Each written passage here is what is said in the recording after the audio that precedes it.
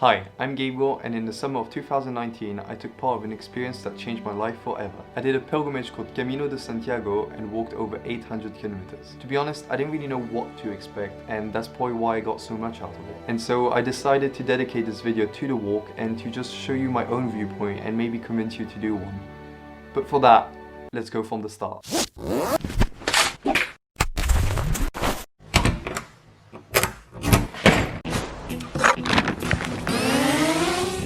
And so, where do we start?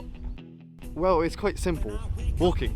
I know, obvious. Traditionally, pilgrims started their walk from their house, aiming to go all the way down to Santiago de Compostela via dozens of routes throughout Europe. At the end, they would expect to find the remains of Saint James, this guy, also known as Santiago or Saint-Jacques in French. During the Middle Ages, its popularity grew to over 250,000 people, but slowly died after that. Despite this, the 20th century helped the walk rise once again with films such as The Milky Way, The Naked Pilgrim, and The Way, as well as international documentaries that show the depth of the walk in an emotional aspect, and of course, many books. Whenever St. James Day falls on a Sunday, the cathedral declares a holy or jubilee year. 1993, 99, 2004 and 2010 were all holy years and had a huge impact on the walk, with a 10% increase of pilgrims each year. The next holy year is in 2021, so what are you waiting for? When I took part of the Camino in 2019, the majority of the pilgrims were French, Italian, Spanish, some Germans, English, Americans, a bit of everywhere, but what was really surprising was the amount of Koreans. We ended up finding out that there's this reality show in Korea called Korean Hostels in Spain, and this show had over 2.1 million views per episode, bringing thousands of Koreans on the other side of the world just to take part of it, which is funny because they were very ashamed of it. Obviously, it wouldn't be fair to exclude some fun facts about the walk, accompanied with some little figures about myself. Let's go. Firstly, expect to walk 20 to 30 kilometers a day. Secondly, if this wasn't obvious, you're going to have to carry everything with you. You're going to have to sleep in a different place every single night, and often you do need to share a dorm with up to 20-30 people, so be ready for the snores.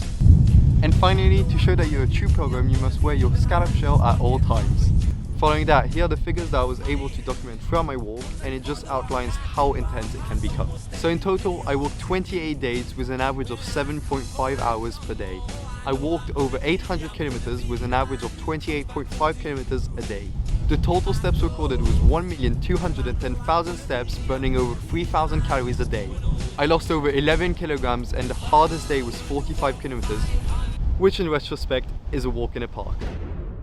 All of this is good, but I haven't actually explained what is the Camino. It's hard to explain because you can't really compare it to your normal daily life. It's that atmosphere where you meet new people and create friendships through pain and happiness. It's that simple and calm life that you get through genuine human connection that you often don't get anymore. What was really special for me was that sense of randomness and those little unexpected moments. Most of the times you didn't really know where you were. You didn't know where you're going to sleep at night. Sometimes you didn't even know who you were talking to, and it's that simplicity of just being in the wild and being free of doing whatever you want to do.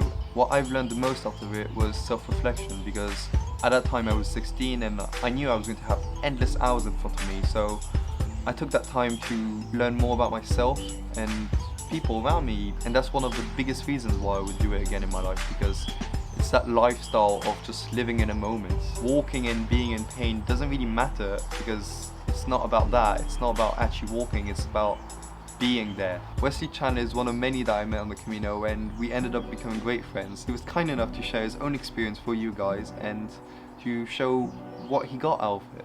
Hey, I'm Wesley Chandler. I am 32 years old and I am a Christian.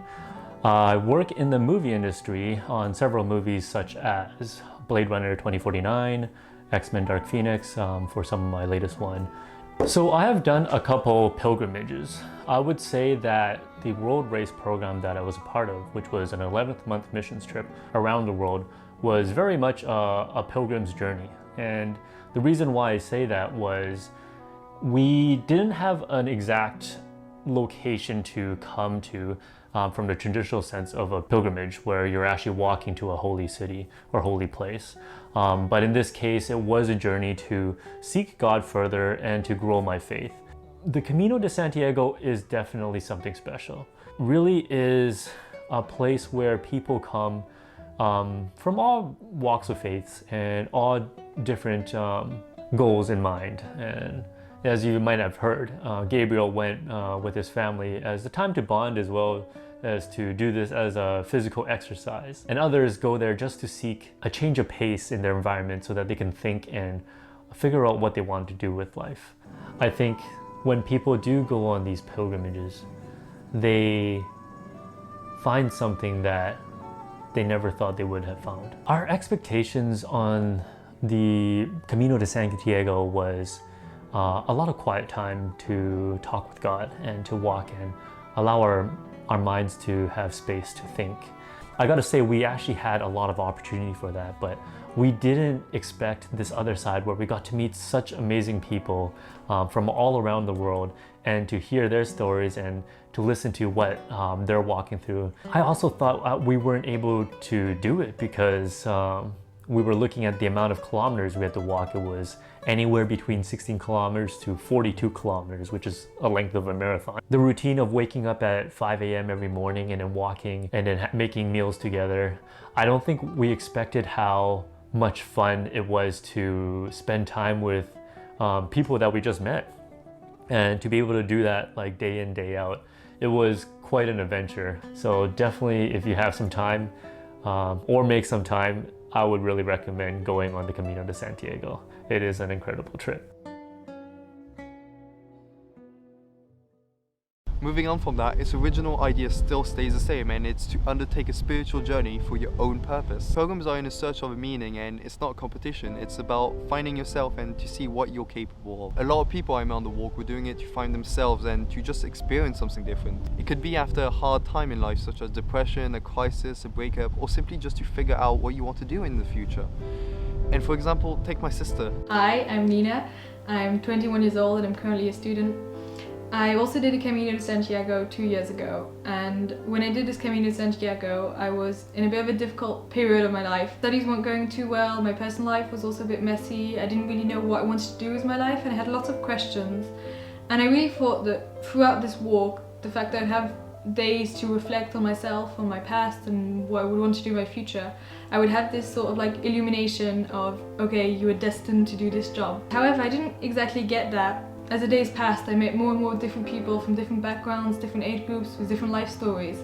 And actually what they helped me figure out is that it's okay to not know exactly what you want to do with your life.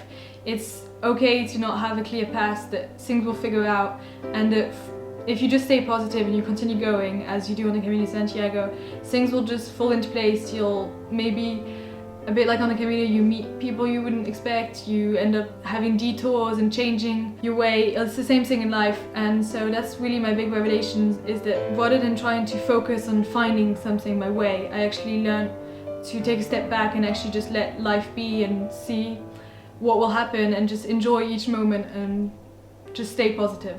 And that's what it's all about. Someone once told me on the walk that the Camino doesn't give you what you want, it gives you what you need. And it's true, if you need shoes, you'll find shoes. If you need water, you'll find a fountain. It's the idea that with any problem comes a solution. And to finish off with the video, I would like to give you my own reason for doing the walk. Personally, I did it for the sport. I was never a very religious person, and I knew that if I was going to do it with my family, I was going to experience something different. However, I found out that it's not just about sports. It's about surpassing yourself, pushing forwards, and never giving up. In fact, I would have given up multiple times. I had a double foot strain, a 12 kilograms bag, we walked in harsh conditions with 45 degrees heat at some points, and constant little injuries like blisters and rashes. And on top of all of that, my dad had to stop halfway through because of a heart attack. But despite all of this, I didn't stop, because I wanted to prove to myself that I could do it, and that if I could do this, I could do anything. And so now the question is, would you do it?